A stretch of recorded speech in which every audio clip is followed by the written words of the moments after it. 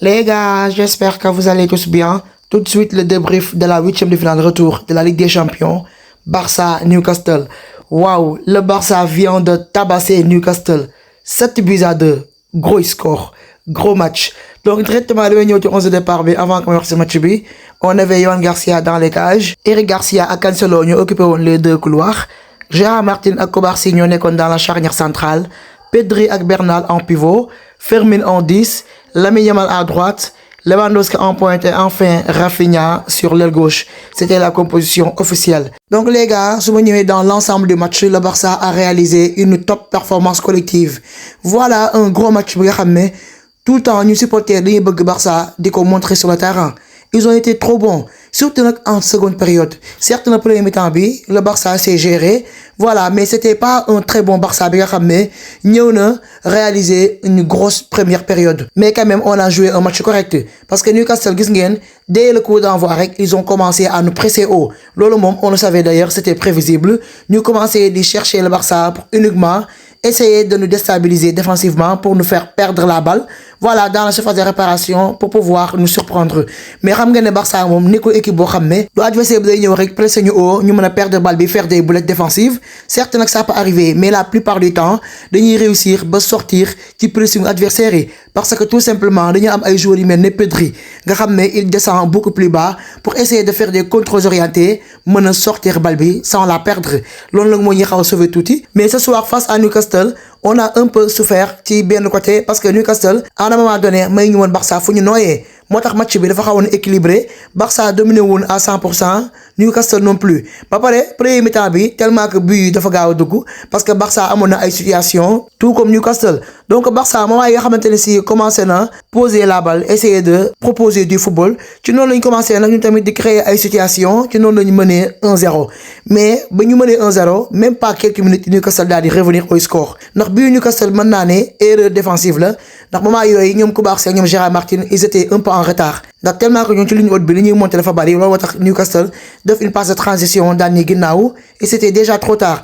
De même que aussi c'est un deuxième but bi faute Lamine Yamal parce que Lamine Yamal au lieu que moom tamit mu jouer simple il a préféré talonner la balle ci noonu nag la ko joueur Newcastle daa koy récupérer passe tat but. Donc des fois en Ligue des Champions yenn erreurs yi dañ ko war di moytu joueur parfois li ci am solo ñuy jouer simple surtout Lamine Yamal parfois on n'a pas besoin que muy def du spectacle. Match bu tollee foo xamante ne si c'est un peu compliqué da ngay jouer simple contrôle passe moo gën a wóor ba pare défensivement nga moytoo def yenn boulettes yi sinon boo defee une petite erreur après tu vas le payer cash. Mis à part ça, le Barça a très bien joué. Certes le contenu c'était pas excellent mais quand même on s'est géré. Le Barça a fait le taf.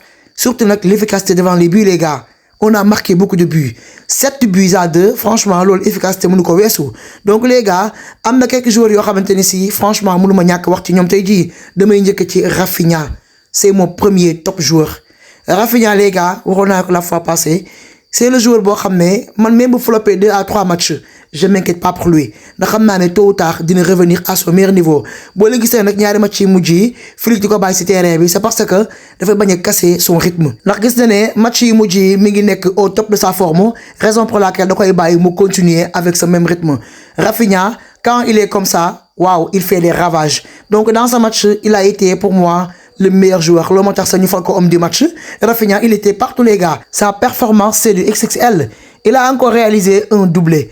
Il est 2 fois passeur décisif, en même temps l'auteur d'un doublé. Franchement, Rafinha, à chaque match où il staté, ça fait de lui l'un des meilleurs buteurs et des meilleurs passeurs décisifs cette saison. Dans le contenu, il a été excellent sur le pressing haut. Voilà, le jeu sans ballon, les récupérations de balles. Il court dans tous les sens. En même temps, ses replis défensifs, ça aide beaucoup à Cancelo sur le côté gauche. Donc Rafinha, il n'y a rien à dire. C'est un joueur bon ramener. Quand on voit cette meilleure version de Rafinha, ça fait tellement plaisir à nous les supporters du Barça. Donc les gars, damay ñëw ci beneen duo boo xam ne franchement temps yi moom c'est masterclass sur masterclass muy Kobarsi ak Gérard Martin. Waaw les gars, ñaari xale yoo xamante ne si mën naa ne expérience bi sax nekkagul ci ñoom.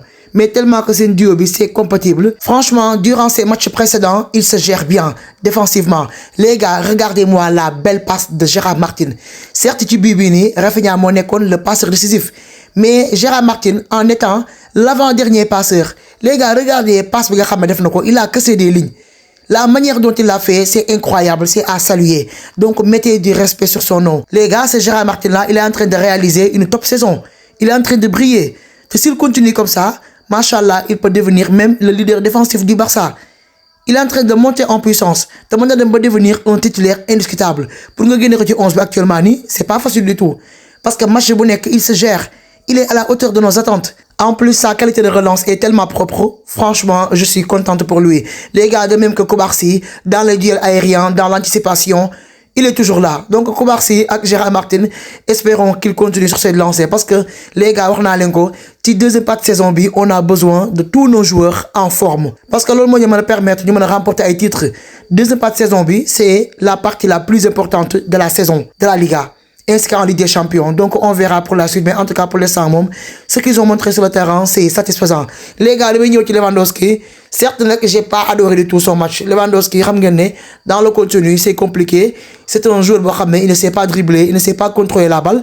Mais au moins, il a sauvé son match avec un doublé. Donc, dernièrement, moi, avec Ferran Torres, maintenant, il y a un samorom. Quand il joue, il a flopé samorom. Mais maintenant, les billes, ça va beaucoup lui faire du bien. Dina ko gëna motiver pour que prochain match yi mu gëna mëna efficace parce que Lewandowski ñu loolu lañ soxla ci mom xaaruñu sax muy ñëw sorti ay gros match dans le contenu ñu xaaruñ ci mom dara du côté technique du côté physique mais li nga xaar ci mom moy ñu jox ko bal mu duggal but yi mu efficace devant les buts bañ di raté suñu occasion parce que loolu moo tax ñu tek ko fi mu nekk un joueur en pointe donc bravo pour son doublé de même que Lamine Yamal certes il n'a pas fait un grand match mais c'est quand même géré donc il a été encore buteur et passeur décisif Lamine Yamal gis nañ ko légui ci chaque match day staté len rek mo nekone defo moy marquer des buts ndax léegi efficacité bi tellement que mi ci travail que chaque match il montre à tout le monde qu'il sait marquer les buts mais len rek la bëgg mu ci baye xel moy yenn match yi boo koy jouer surtout ay gros chocs yu melni en Ligue des Champions t'as pas besoin de faire le show de compliquer les choses la meilleure parfois day yor bal bi au lieu que mu jouer simple day bëgg di def yo xamné da len li ni bu ci perte de bal amé rek bi mëna am tay ji lolu ji yobé parce que mëna né deuxième but Newcastle bi faute Lamine Yamal la da doon jéma talonné bal bi ci le ko joueur Newcastle bi récupéré ba daal di dugal le deuxième but donc parfois bu Barça amé possession bi Lamine Yamal day jouer simple contrôle passe parce que à 0-0 tu peux pas te permettre de faire des gestes yo xamné moy lolu mën na ñak boy faire le show da ngay baye ba xamné comme match tay bi Barça mëne na 4 5 buts ba 6 buts mu leer na le match bi c'est déjà plié dans ce cas bu ko nexé mëna jël temps def lu ko neex faire les spectacles def ay gestes techniques mais à 0-0 franchement ça peut pas se permettre de le faire. Voilà pour les autres buteurs tels que Fermin Lopez, Nyom Bernal. Voilà, je suis contente pour eux. Marc Bernal, les gars, n'est que le joueur de comme je l'ai la fois passée, il est en train de monter en puissance. Franchement, match après match, day wane bopam. Dem na ba légui sax yamatul ci en tant que milieu bu jouer rôle mais légui si da am rôle buteur. Yenn match yi parfois il y a des appels dans la surface de réparation pour faire la différence. J'adore cette attitude, franchement. Bravo à Bernal, de même que Fermin Lopez. Donc les gars, la seule mauvaise nouvelle n'est rien d'autre que la blessure de Yohan Garcia. Parce que moi, on est que le meilleur gardien actuellement. À chaque fois que vous jouez, nous, on est tranquille. Il garde sa cage inviolée, malgré que parfois, maintenant, encaisse ay buts, lolu de ñak. Donc, quand je vois Yohan Garcia par terre, de ma titre, je me suis dit qu'on est foutu. Qui est-ce qui va être à sa place? Parce que Chesney, xam ngeen ne moy lolu. Nek na gardien bo xamné limi encaissé mo ëpp limi arrêté. Mais bima xolé information yi ñeneen dal 3 semaines dina ko tok du rejouer. Donc jappalé né après la trêve internationale, lay défa son retour. Dina fekk mu tané. Ta gaay ñeneen aussi ci benen information dina disponible pour les quarts de finale de la Ligue des Champions. Donc lolu bu nekké deug la, voilà, ce sera la meilleure des nouvelles qu'on puisse avoir pour l'instant. Donc le Barça a réalisé l'essentiel, on est qualifié en quart de finale de la Ligue des Champions en tant que grande équipe, c'est normal parce que Newcastle certes, c'est une équipe bo xamné, ils sont coriaces, ils ont de grands joueurs et que je les respecte beaucoup, mais quand même le Barça ne pouvait pas se permettre de se faire éliminer par cette équipe anglaise. Franchement, on n'est pas prêt pour se faire éliminer si tôt. On va aller beaucoup plus loin possible. Donc, en tout cas, c'était une belle soirée pour nous. 7-2, c'est trop comme score. T'as dit, il y a une occasion, il y a un raton, il y a 9-2. Mais tellement que le Barça a levé les pieds, le match c'était déjà plié. Donc, en tout cas, je suis très contente pour l'équipe. On a réalisé une top performance. On mérite notre victoire et notre qualification. Donc, chaque fois, avait dans les commentaires, qui sont vos top joueurs et vos flops. Ngeen wax ma également naka ngeen gisee les performances de nos joueurs sur le terrain. Entre-temps, sur le prochain match de Liga, contre Rayo Vallecano à domicile. Donc match bobu aussi xaar leen débrief bi inshallah rabbi. Donc les gars, c'était tout pour ce débrief. Restez connectés sur ma chaîne. Prenez tout soin de vous et à très vite.